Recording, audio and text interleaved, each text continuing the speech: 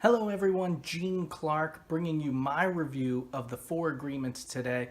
If you haven't checked out my summary of the book, I'm going to leave a link to it down in the description. And also, I'll leave a link where you can buy the book off Amazon as well, in case you haven't already purchased it. This book was recommended to me by one of my mentors, and it took me a few years to actually pick it up and read it. But when I did, I was finally not only able to see how these four agreements could benefit me and my life, but I was also able to see the four agreements in action by watching my mentor live and work and really follow these four agreements in his daily life. All right, let's jump right into the review and something that I did not like about the book and something that I felt like really jaded me at times while I was reading it. The Four Agreements are based on the ancient wisdom of the Toltec culture. And while it's not so much religious, there are a lot of spiritual aspects to the book, which, depending on who you are, depending on your own beliefs, it can really send a lot of conflicting messages. And that's what happened to me. And so personally, there were times where I didn't like what I was reading because it really deviated from my own spiritual beliefs. Now, I know that ancient civilizations were based on a lot of different things, and they had a lot of different spiritual beliefs, many different gods, many gods on earth, and I'm guessing that the Toltec wisdom is focused around that spiritual aspect. However, it's unfortunate because in my reading of the book, I really didn't think that spiritual or religious aspect was needed at all. I think it could have been left out, and the Four Agreements still could have been a very good book, and the message could have stayed the exact same. With all that said, I really liked the message that the book had to offer, and I think that starting out and laying the foundation with the domestication and the dream, it gets you in the right mindset to accept the Four Agreements in the subsequent chapters.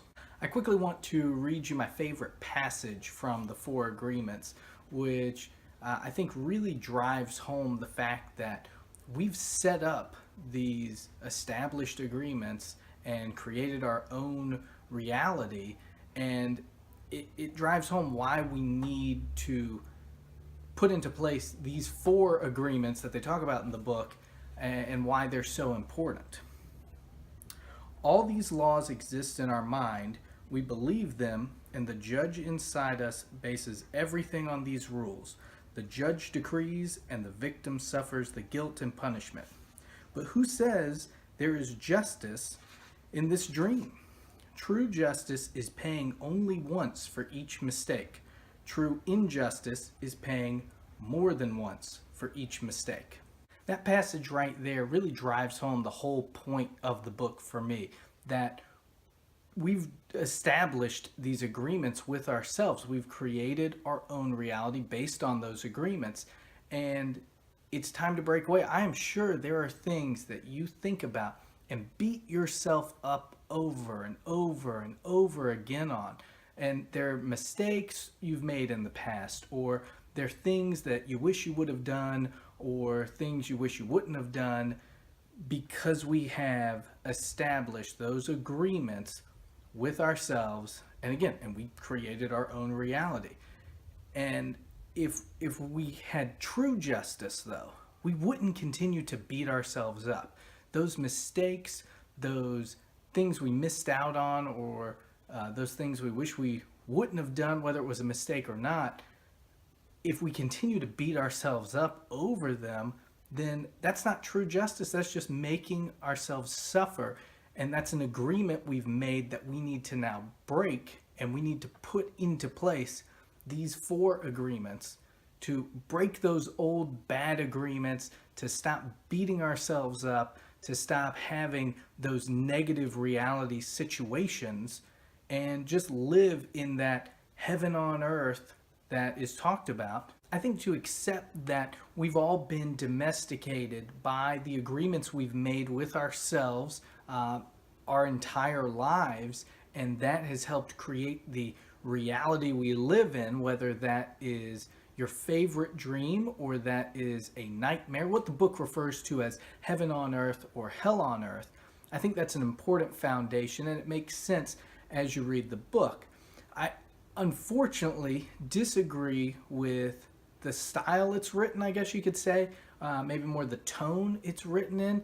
I feel like Don was maybe gearing the book more towards people who feel like they're living more that hell on earth life, and they're in more of a negative reality than people who feel good about their life but want to improve in certain areas by following the four agreements. I think with the domestication and the dream coming first, it sets you up as the reader to really accept the four agreements as they're laid out, and it allows for a very smooth transition from that first chapter into the four agreement chapters. And just a reminder for everybody, the four agreements are: be impeccable with your word, don't take anything personally, don't make any assumptions, and always do your best.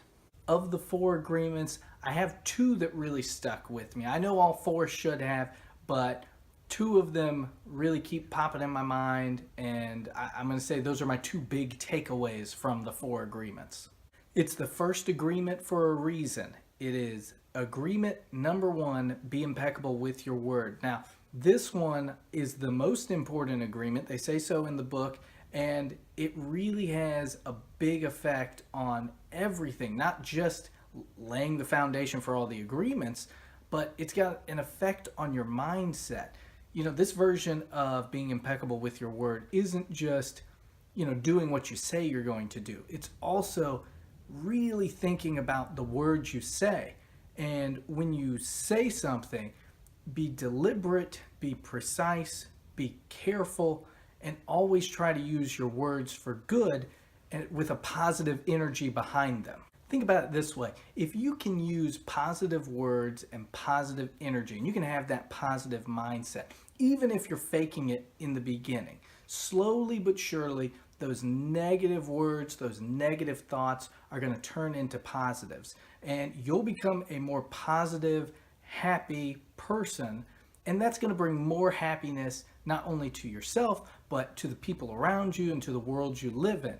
And I like to think I'm a positive person, and that's why that really resonated with me, because I think the world needs more happiness, the world needs more positivity, and if we can just all be impeccable with our word and be positive with the words we use and have that positive mindset, I think the world would be a better place. My second favorite agreement is the last one: always do your best. And that's my favorite, I think, just because you don't always have to have the same best. If you go to work and you got a full night's sleep and you are completely healthy and you woke up, you didn't have to rush in the morning, you ate a good breakfast, you're having a great day. Your favorite songs keep coming on the radio back to back to back as you're driving to work. You're having a great day. You're going to hit the ground running. You're going to just be super productive. Your best that day, way, way up. Let's say, though, you wake up, it's dark outside, got a little bit of a cold, you were up all night because of that, your hot water's broken, so you had to take a cold shower. You're not having a great day, and your best that day might not be, the sky's the limit. But if whatever you're doing, going to work, going to school, whatever it is, if you still can put forth your best effort that day based on those conditions, you're going to, at the end of the day, you're still going to feel good about what you did. You can say to yourself, I didn't feel great, and I know I didn't do as good as I could have done if I was feeling great, but for how I felt, wow. I really put out as much as I could have based on my energy level and how the day was going. That's not saying, I'm having a bad day, let me just, not care and just phone it in. It's on those bad days. Still do the best you can do and give your best in those situations. Your best always fluctuates, but as long as you can always give it your all, you're going to feel good about yourself at the end of the day. And that, again, you're feeling good, you got that positive energy, you got that positive mindset, and that just goes right back to the first agreement we talked about. So with all that said, based on the message of the book, I would recommend the Four Agreements to everybody and suggest you read it at least once. I think it's got a great message behind it, and you can really go through, and even if you just kind of skim through it and ignore some of the spiritual stuff, I think there's a lot you can get out of it. It's a quick read. It's about 150 pages. You can get through it in a weekend, or at least a long weekend. Again, addressing the spiritual aspect of the book. Personally, I've got my own beliefs, and they're not the same as the Toltec beliefs and that spirituality portion of the book. And I hate to say it, but there were times where, when I was reading it, I could read through it and say, okay, I can relate that to this belief, and that is kind of like this, and I could relate and I could understand, okay, it's a different culture, they see things differently. But there were other times where it was just so far away and so far removed from my own beliefs that I'd start skipping paragraph here, paragraph there, page here, page there. And I'm not proud of it, but I would absolutely do it again, because I don't think I could have gotten through the book without doing that. All spiritual talk aside, I did really enjoy the book, and I would recommend it to you. I think it's a great book to lay a foundation on how to live your life, how to achieve that happiness level that maybe you haven't achieved yet. And I think it really explains why there are some people that truly love their life. If you can take the Four Agreements and utilize those and really put that into practice, you're going to be happy, because you're not going to worry about what other people think, because you're being impeccable with your word. You are not taking things personally. You're not assuming anything, and you're always giving it your best.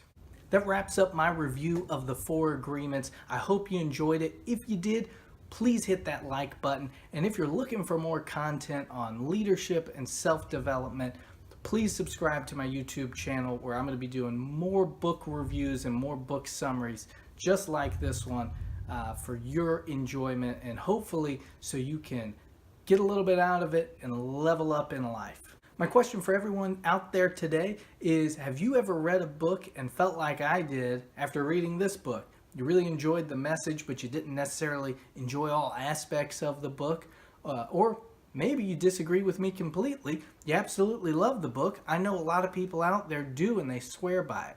Let me know in the comments section down below. I can't wait to hear what you have to say, and I will see y'all next time.